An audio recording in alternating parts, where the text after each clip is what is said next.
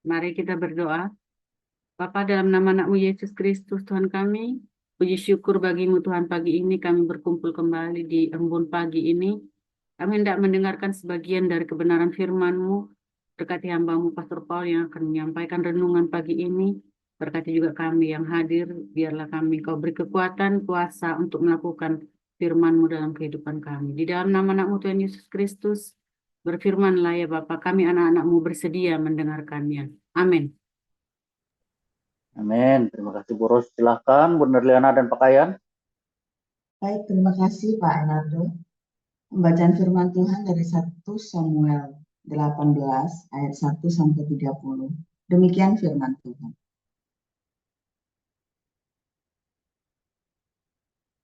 Ketika Daud habis berbicara dengan Saul, berpadulah jiwa Yonatan dengan jiwa Daud.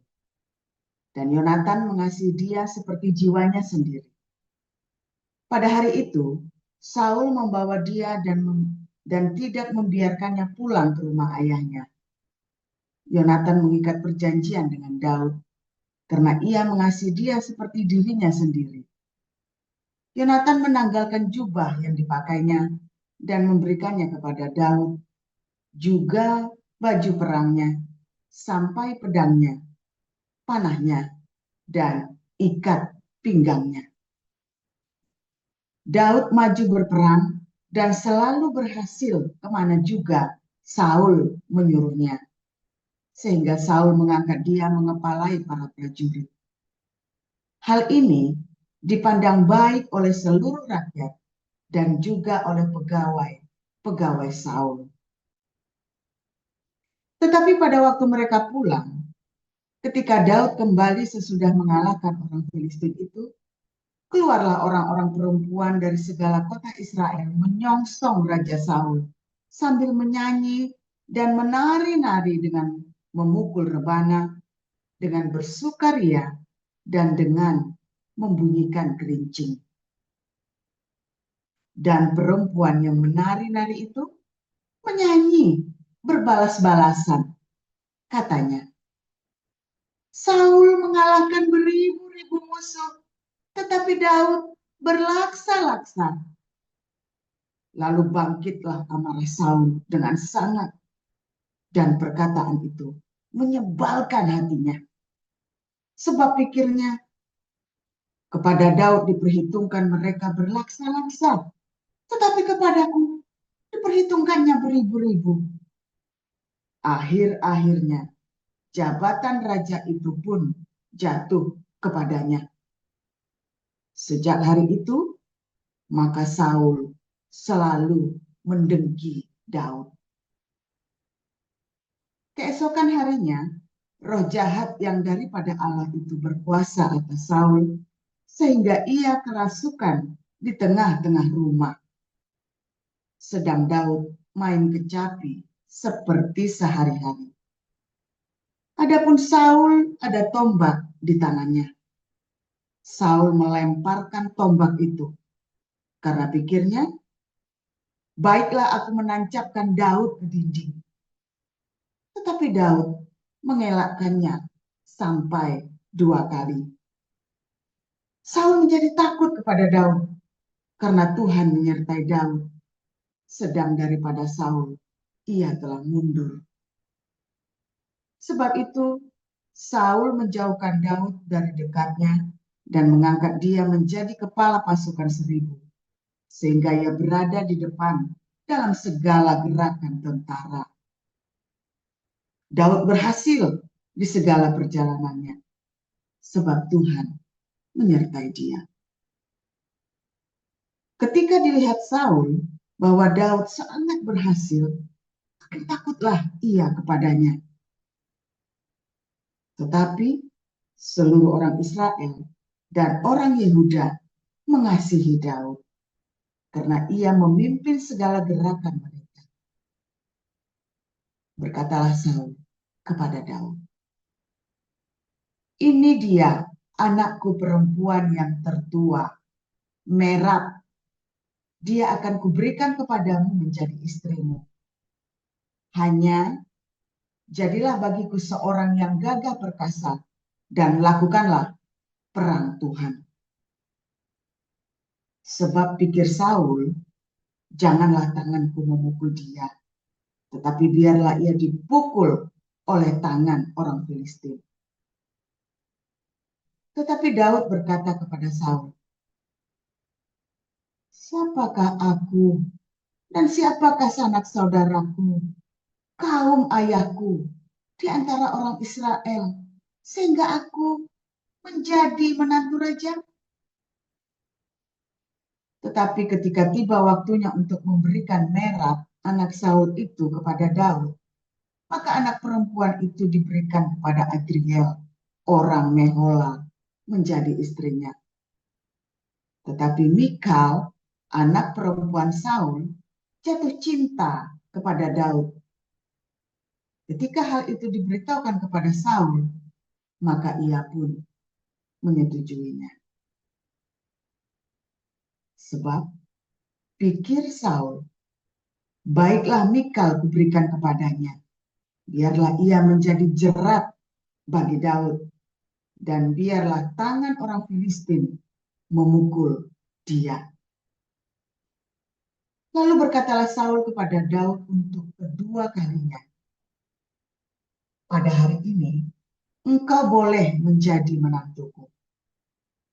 Lagi Saul memerintahkan kepada para pegawainya, katakanlah kepada Daud dengan diam-diam demikian,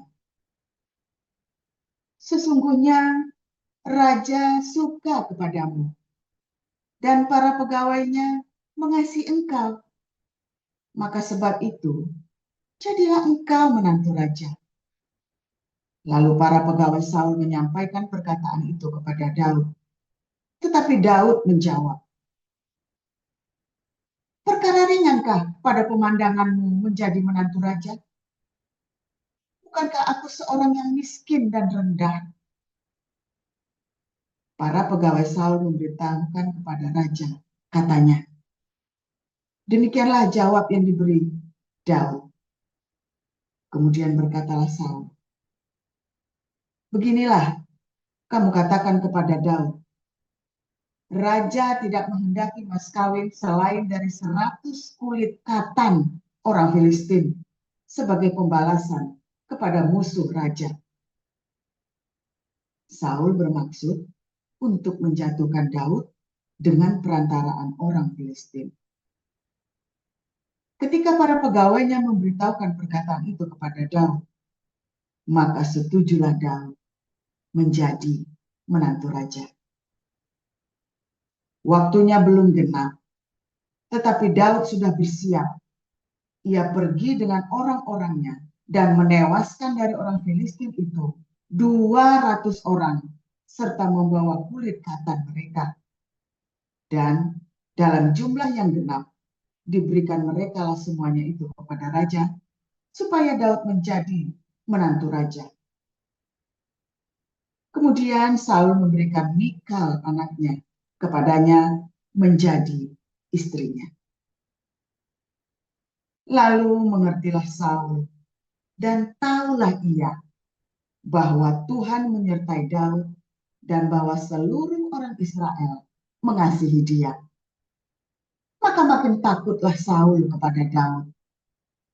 Saul tetap menjadi musuh Daud seumur hidupnya. Apabila raja-raja orang Filistin maju berperang, setiap kali mereka maju berperang, maka Daud lebih berhasil dari semua pegawai Saul, sehingga namanya sangat masyhur.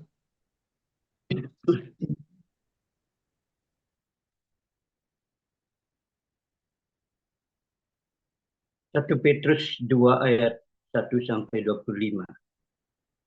Karena itu buanglah segala kejahatan, segala tipu muslihat dan segala macam kemunafikan, kedengkian dan fitnah. Dan jadilah sama seperti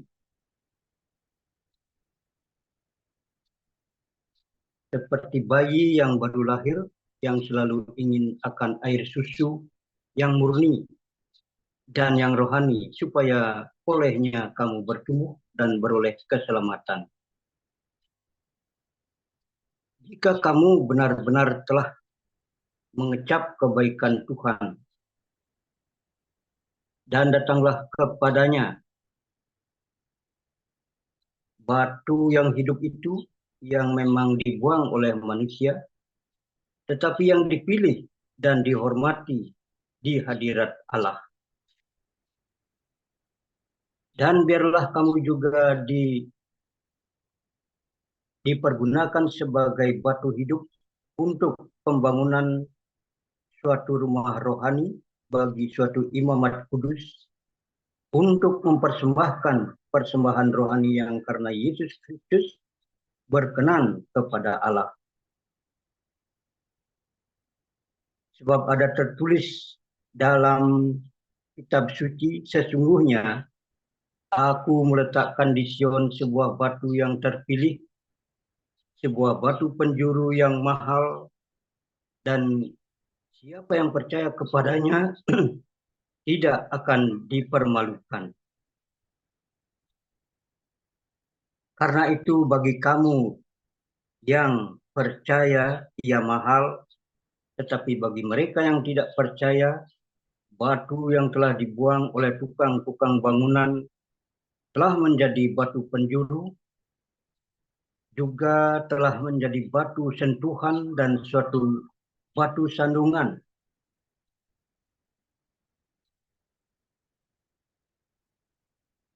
Mereka tersandung padanya karena mereka tidak taat kepada firman Allah, dan untuk itu mereka juga telah disediakan.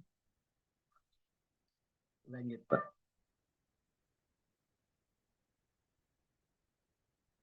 Lanjut karena saya membaca di layar. Tetapi kamulah bangsa yang terpilih, imamat yang rajani, bangsa yang kudus, umat kepercayaan Allah sendiri, supaya kamu memberitakan perbuatan-perbuatan yang besar dari Dia yang telah memanggil kamu keluar dari kegelapan kepada terangnya yang ajaib. Kamu yang dahulu bukan umat Allah, tetapi yang sekarang telah menjadi umat-Nya, yang dahulu tidak disukai, tidak dikasihani, tetapi yang sekarang telah beroleh belas kasihan.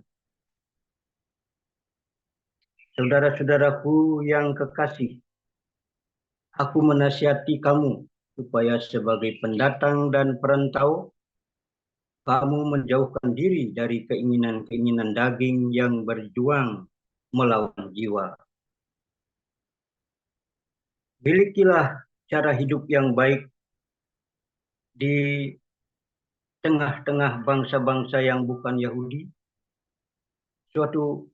supaya apabila mereka memfitnah kamu sebagai orang durjana, mereka dapat melihatnya dari perbuatan-perbuatanmu yang baik dan memuliakan Allah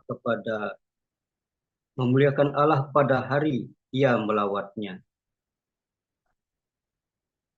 Tunduklah karena Allah kepada semua lembaga manusia, baik kepada raja sebagai pemegang kekuasaan yang tertinggi, maupun kepada wali-wali yang diutusnya untuk menghukum orang-orang yang berbuat jahat dan menghormati orang-orang yang berbuat baik. Sebab inilah kehendak Allah, yaitu supaya dengan berbuat baik kamu membungkamkan kepicikan orang-orang yang bodoh. Hiduplah sebagai orang merdeka dan bukan seperti mereka yang menyalahgunakan kemerdekaan itu untuk menyelubungi kejahatan-kejahatan mereka, tetapi hiduplah sebagai hamba Allah. Hormatilah semua orang, kasihilah saudara-saudaramu, takutlah akan Allah, hormatilah raja.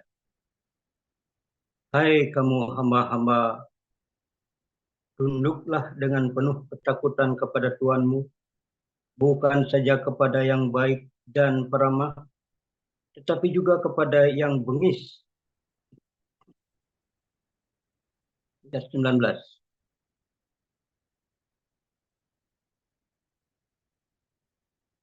Sebab adalah kasih karunia seorang karena sadar akan kehendak Allah menanggung penderitaan yang tidak harus ia tanggung. Ayat 20, Pak.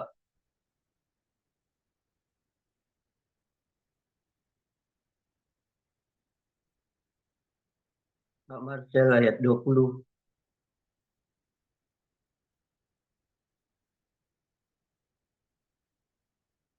Ya.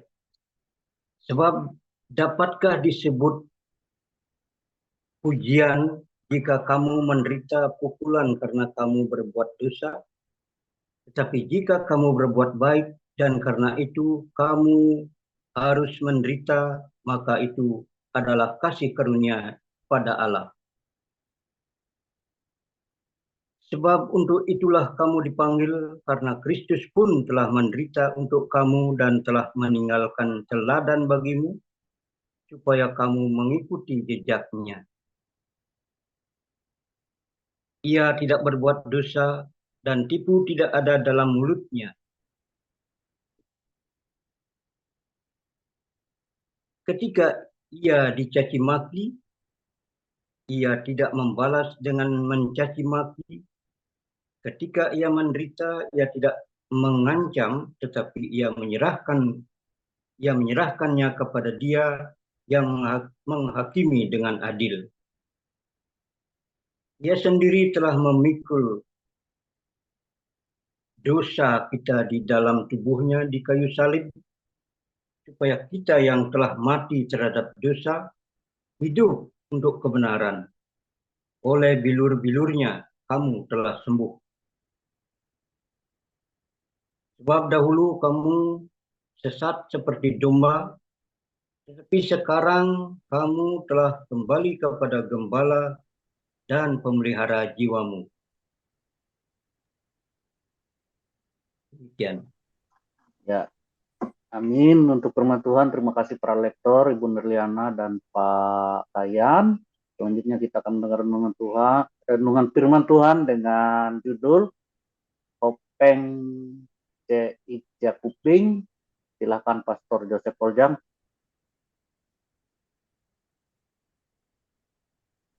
Haleluya, firman Tuhan selalu baru setiap hari.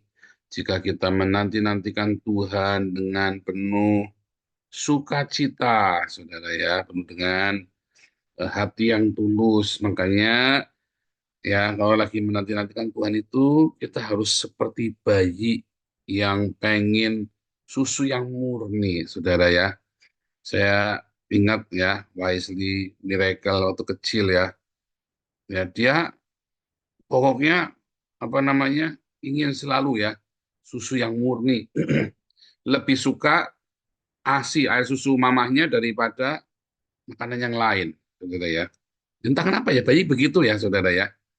Nggak ada tuh bayi itu nggak mau air susu ibunya itu. Saya belum pernah tahu tuh. Nggak tahu kalau Anda lihat ya. Bahkan kalau di tepeng gini ya pasti langsung ngenyot begitu ya. Setelah dia balita, kalau suruh bikin permen sama milih makanan, dia pilih permen. Ya kan? Suruh minum susu pun nggak mau, dia milih yang lain. Kan udah kenyang akhirnya kan, karena makan permen.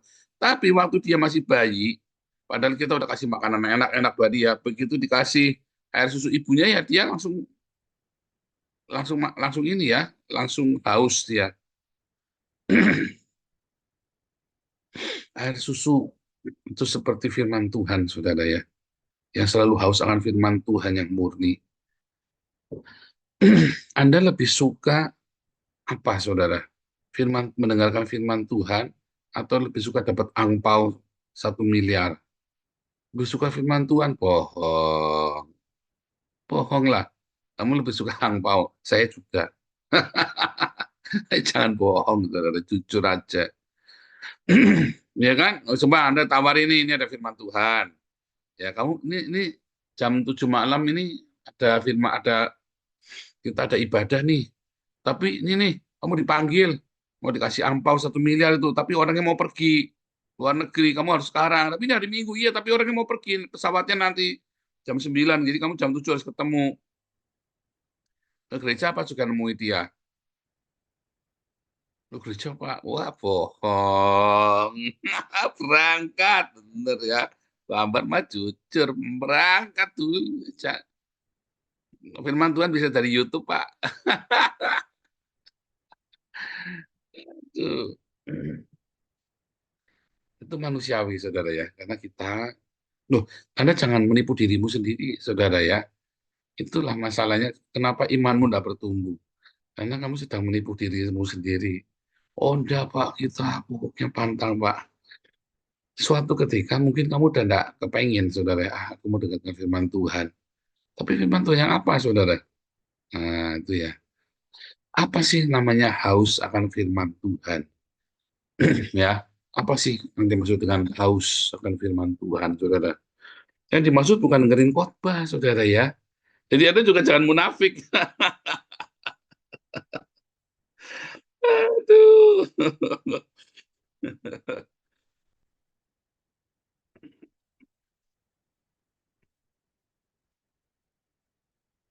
Orang ya, orang yang ke gereja dulu. Loh benar, saudara ya. Orang ke gereja cuma seminggu sekali aja nggak mau datang. Ya kan? Tetapi ada orang sampai tertuduh, ya, kerjanya cuma hari Minggu. Oh, saya hari Minggu nggak mau kerja. Karena saya ke gereja. Lo ke gereja kamu Sabtu tuh ya. Tak bilangin gitu kan. Nggak mau ke gereja hari Minggu. Hari Tuhan tuh hari Minggu. Siapa bilang? Jangan. Ya, nanti nggak bisa dengerin khotbah, Pak. Kan dari YouTube bisa. Kamu kan harus kerja. Tetapi jangan sampai ya kamu kerja terus, tetapi kamu sampai melupakan komunitas. Ya, kamu sibuk kerja, kerja, kerja, kerja, kerja, kerja, kerja. Kamu sibuk mengisi hidupmu dengan firman Tuhan. Nah, itu salah, saudara. Lalu firman Tuhan yang mana? Air susu yang mana? Ya, yang harus kamu nanti-nantikan melebihi apapun, saudara. Ya, seperti bayi yang baru lahir, selalu ingin akan air susu yang murni dan yang rohani, ya, supaya olehnya kamu bertumbuh dan beroleh keselamatan, ya, yaitu kebaikan Tuhan semua ya. Firman Tuhan yang dimaksud adalah kemurnian hati kita, saudara, ya, air susu yang murni. Ketika dengan firman Tuhan yang membuat hati kita murni. Karena kemurnian hati kita itulah firman Tuhan, saudara. Itulah tempat di mana firman Tuhan itu bisa bertumbuh dan berbuah. Ketika hati kita ini murni. Kalau hati kita ini penuh dengan tipu daya, penuh dengan kesirikan, kedengkian, maka firman Tuhan itu nggak bisa bertahan di sana, mati, saudara. Firman Tuhan yang kamu dengar mati. Jadi yang dimaksud dengan air susu yang murni ini adalah pokoknya sesuatu yang tanpa campuran, ya, tanpa campur macam-macam, motif-motif, agenda tersembunyi, intrik-intrik, ya. Kamu boleh ke dalam gereja, kelihatannya rohani, berbahasa orang kenceng-kenceng, ya, kelihatannya ya, tengging-tengking, tetapi kamu tidak punya kerinduan akan air susu yang murni, makanan yang murni ya, saudara ya. Tapi Anda menginginkan sesuatu ya yang penuh dengan muslihat. Mengapa, saudara? Karena hatinya nggak beres.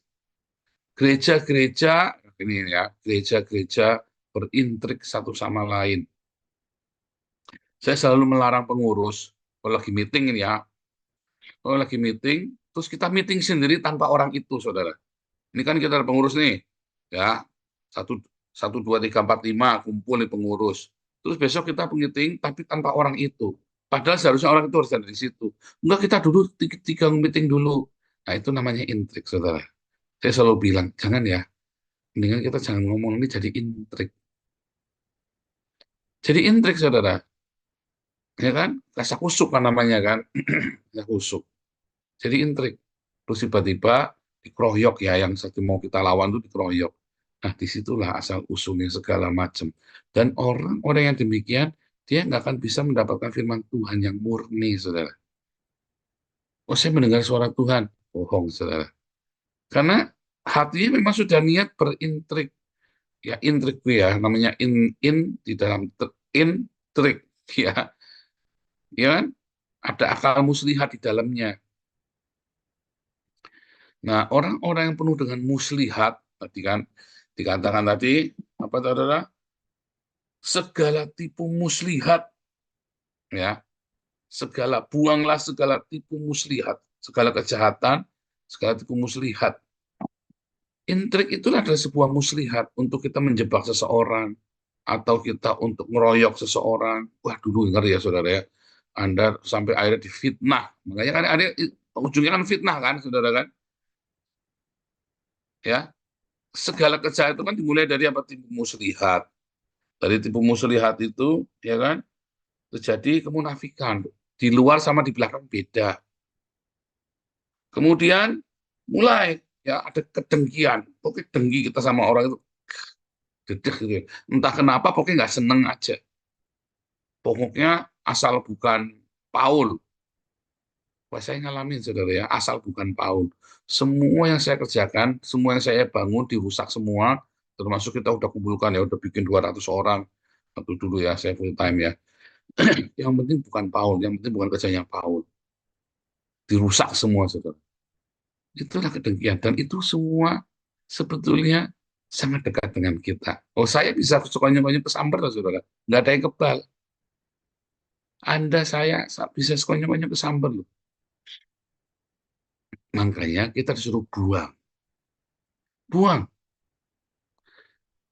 Ya, mengapa? Bagaimana cara membuang? Ya, saudara, kedengkian itu, ya itu kan satu turut dari kejahatan, yaitu yang merupakan tipu muslihat, ya kan? Yang merupakan tipu muslihat, kemunafikan, kedengkian, ya kan?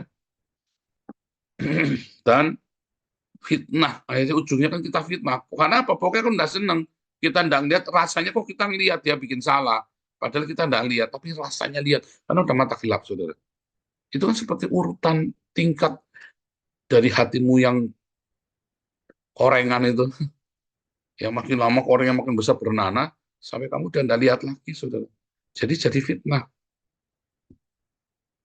Orang punya hati ini nggak enak ya, saudara ya. Punya hati yang penuh dengan kemarahan itu nggak enak. Dengki, iri, ya, itu nggak enak loh, saudara. Nggak enak. Dan kita nggak kepengen. Saya kira nggak ada yang kepengen. Tapi itu ada, saudara ya. Tapi itu selalu ada. Dan itu bisa kapan aja. Saya pernah iri sama orang, dengki ya. Saya pernah dengki sama orang. Terus saya merenung lagi, kenapa ya saya dengki ya? Kenapa saya iri ya? Nah, kalau orang itu kan sirik tanda tak mampu. Oh iya, itu kan memang karena itu. Tapi saya maksud, dari mana sumber kedengkian itu ya? Ternyata sumber kedengkian itu berasal dari mana, saudara? Dari ketidakmurnian di hati kita asalnya. Kalau hatimu kamu selalu jaga supaya murni, maka kedengkian itu nggak akan tiba-tiba tumbuh. Saya seperti jamur itu kan. Kenapa bisa tumbuh jamur di situ ya? Ya karena ada yang dia terpapar, namanya tumbuh jamur. Misalnya nih, kenapa kita masak tadi malam masak masih bener, kenapa pagi-pagi udah basi? Ya karena kamu tadi pancinya nggak bersih, misalnya begitu tuh ya. Nah, kenapa bisa ada kedengkian di sana, ada kemunafikan, bisa ada? Ya karena ada ketidakmurnian di hatimu, saudara. Makanya disuruh kita minta susu yang murni. Karena kamu tidak murni, maka di situ ada segala macam apa namanya tipu muslihat, ya, kemunafikan, kedengkian, ya kan, bahkan sampai kan dengan fitnah akhirnya. Karena diawali dengan kesepele, kamu tidak murni. Tidak enak, saudara. Itu kan kayak jamur, kan. Dengki itu kan kayak jamur menggerogoti, membusuk di hati kita, ya kan? Karena tidak murni hatinya. Ada noda di sana, atau apa yang sehingga itu cikal bakalnya bikin jamur itu. Cikal bakalnya menimbulkan kejahatan di hati kita. Ingat, dimulai dari hati yang tidak murni. Penuh dengan intrik, penuh dengan agenda-agenda di belakangnya. Orang-orang yang kelihatannya pintar, ini banyak, lihat itu banyak akalnya. Biasanya dia juga susah, saudara. Maksudnya mengakali orang lain ya. Orang lain biasanya dia juga susah untuk bisa murni hatinya, dan yang akhirnya yang terjadi adalah ya dia gampang dengki sama orang. Wah, saya pernah ya terjebak di dalam dengkian ya. Asal lihat orang itu sebel ya. Ngelihat aja nggak seneng, saudara ya. Dengki saya pokoknya.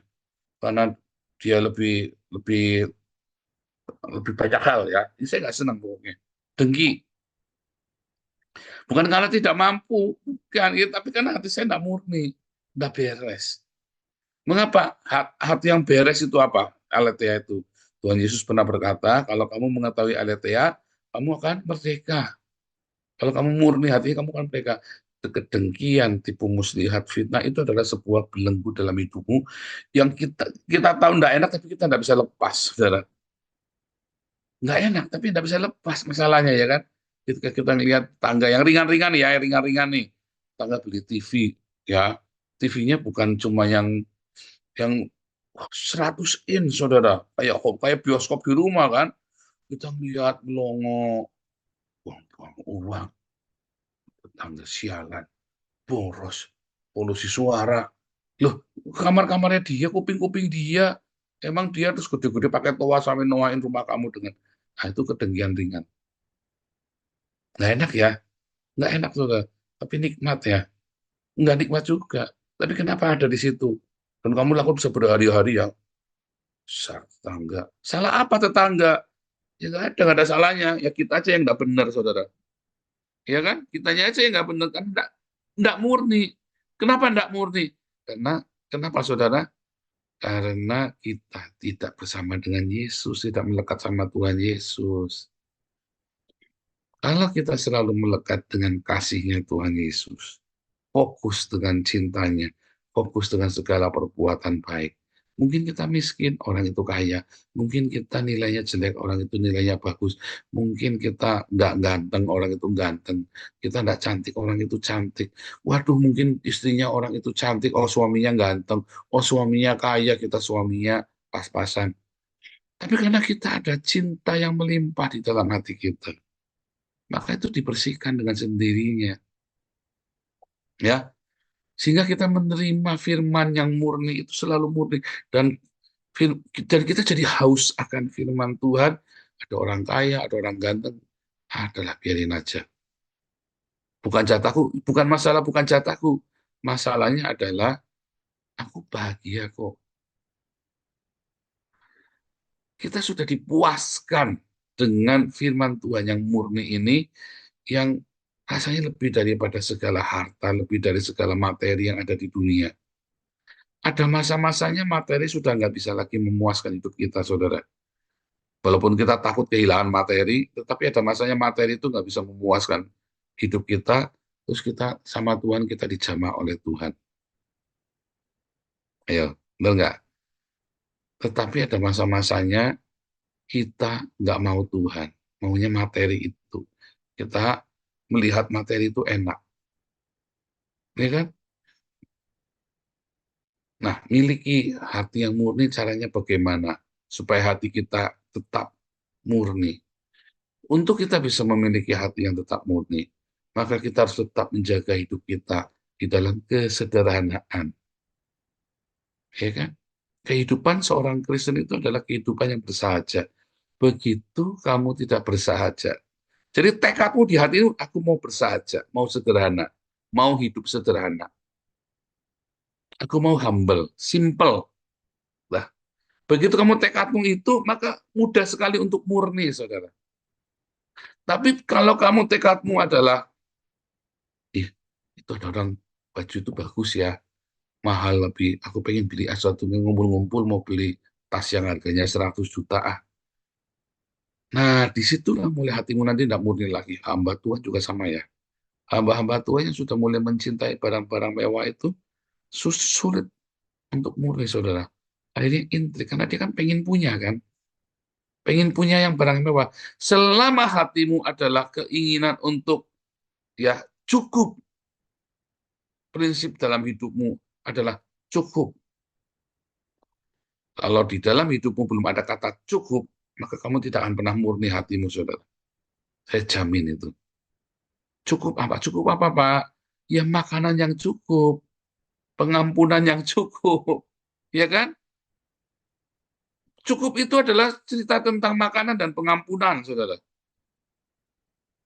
Ya, itulah kecukupan tentang apa. Sebab kalau Anda mau minta yang lain nggak ada cukupnya.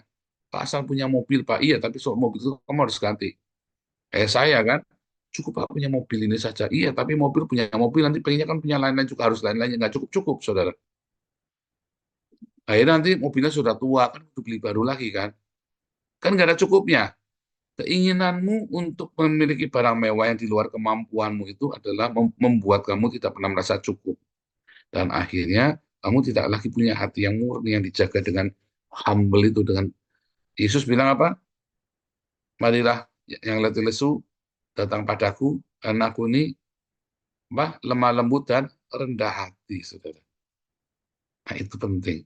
Rendah hati itu di dalamnya ada kesederhanaan. Ya, kalau hidupmu sederhana, kalau hidupmu selalu menempatkan diri dalam segala kesederhanaan, maka sangat mudah sekali untuk membuang segala kejahatan, iri tadi ya, mulai dari kedengkian, iri hati, ya, fitnah, kemunafikan. Sesimpel, sehingga kita nggak perlu munafik kan, nggak perlu sok-sokan. Ya pokoknya kita gini saja, nggak apa-apa. No, gengsi Pak, gini, ya, nggak apa-apa. Gini saja. Enak kan, saudara, ringan. Dan itu akan membuat mudah fokus kepada Tuhan, membuat kita mudah fokus untuk bisa lebih mengasihi lagi. Karena kesederhanaan, kalau hidup kita tidak sederhana, nggak bisa, saudara. Hidupmu harus sederhana, harus rendah hati di dalam gaya hidupmu, di dalam hal materi, apa yang kamu makan, minum, pakai, simple, sederhana. Nggak usah sok-sokan, wah saya pengen makan di restoran yang mewah. Nggak usah sok-sokan, ya diajak, dia traktir, nggak apa-apa, tapi nggak usah kita sok-sokan harus, kudu. Ya, nggak usah sok-sokan kita kudu pakai barang-barang yang bermerek atau biasa saja. Hidup enak, sederhana, bersahaja itu senang, nikmat, saudara. Akhirnya kamu nggak punya iri. Oh, itu tetangga wah, baru beli TV gede. Ya, kita pakai TV ini saja. Bukan pelit. Ini gimana? Ya kita nabur saja, enak senang. Kita buat berdiakonia saja. Ini kita tabung, kita diakonia. Suatu hari, saudara, saudara akan merasakan bersuka cita dengan kesederhanaan. Karena di dalam kesederhanaan itu, Yesus hadir, saudara. Yesus itu suka, Yesus itu mengasihi orang-orang yang sederhana dibanding dengan orang-orang yang hidupnya mewah, saudara. Ya, Yesus itu suka sekali dengan orang-orang yang hidupnya sederhana, orang-orang yang simple dibanding dengan orang yang hidupnya mewah, tinggal di istana yang megah dan dengan segala geriman-geriman itu. Oh, tapi saya punya uang, Pak. Ya, ya hiduplah sederhana. Ya, karena di mana hartamu berada, di situ hatimu ada, saudara. Dan di dalam kesederhanaan itu, kamu jadi tidak terpacu untuk berkompetisi, saudara. Berkompetisi di dalam hal materi. Sehingga kamu tidak punya lagi ya, kalau intrik itu tadi ya, tipu muslihat. Tidak perlu kenapa ya, buat apa? Saya sudah lebih dari cukup. Tadi ya, sudah lebih dari cukup. Coba, saudara. Apapun kondisi ekonomimu hari ini, lagi di atas, lagi terpuruk, ya, lagi bangkrut, Anda baru merintis, atau Anda sudah sukses, bahkan Anda sudah kaya raya, coba deh belajar hidup yang sederhana. Belajar dengan hal-hal yang sederhana. Berpakaian yang sederhana. Rapi ya, tapi sederhana. Nggak usah yang harus merek, harus yang mahal. Kalau beli-beli, semuanya belajar hidup dengan sederhana. Itu enak sekali, saudara. Bukan karena awak pelit. Bukan, kalau pelit kan namanya mbak listrik. Wah, semua dimatiin semua, cuman temaram. Namanya pelit. Menikmati hidup, saudara ya. Tetapi dalam kesederhanaan. Dan Anda selalu ingat, rezeki yang Tuhan berikan kepada saya ini sebagian adalah milik orang lain loh, yang harus saya bagikan. Nanti kamu akan bahagia, ya, nggak tertekan, ya kan? Masalahnya memang kalau yang iri itu adalah sahabat kita sendiri ya, saudara ya. Kita diiri ini sahabat kita sendiri, atau kita iri kepada sahabat kita sendiri. Oh, itu bahaya, saudara ya. Sahabat yang iri, ya, atau teman dekat, atau orang yang dekat dengan kita begitu iri atau dengki sama kita, atau kita yang iri dengki sama mereka, itu bahaya, saudara. Makanya jangan suka pamer. Jadi dia nggak dengki sama kita. Ya, Hopeng Cek Kuping itu nih, Hopeng itu kan teman baik Hao Pengyu, Ceit, ya kan? Temanku yang ini, ya teman baikku ini, Cek Kuping, makan kuping kita, saudara maksudnya. Jadi apa? Karena iri, karena dengki, diiri nih. Kita iri sama orang juga nggak enak, diiri ini juga nggak enak. Makanya hidupnya sederhana. Itu kuncinya, saudara. Kalau hidupmu sederhana, kamu nggak iri sama orang lain. Dan orang juga nggak perlu iri sama kamu. Ya, kan kamu sederhana hidupnya. Tuhan Yesus memberkati.